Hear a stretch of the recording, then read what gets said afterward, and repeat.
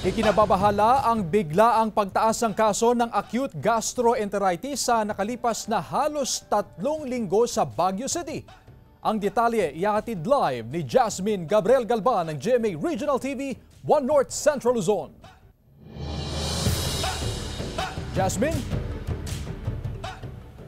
Chris, ngayong umaga lang ay nagsagawa ng emergency meeting ang lokal na pamahalaan kaugnay pa rin sa patuloy na pagtaas ng kaso ng diarrhea sa lungsod ng Baguio. As of 8 a.m. ngayong araw ay umakyat na sa mahigit 1,500 ang diarrhea cases sa lungsod ng Baguio.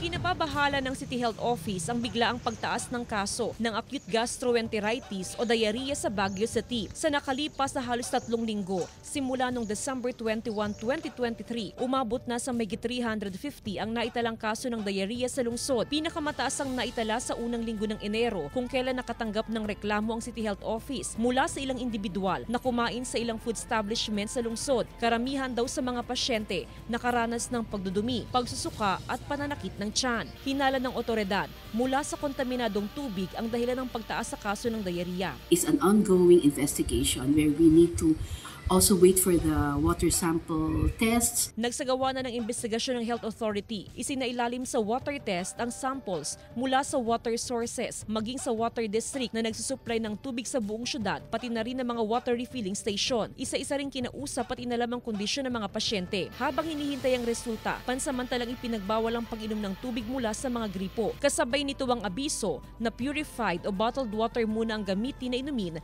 kapag nasa restaurant o kainan. We are encouraging households na may mga cases din na sa mga families nila to also report in case they have incidents like this, and we are also advising households to also take precautionary measures to not use muna the tap water and yung filter system nila. Just use muna yung mga purified water, and if not, they can boil muna daw. Pinalalahanan din ang mga may-ari ng establishmento sa tamang food handling at hindi pagbibigay ng service water mula sa gripo.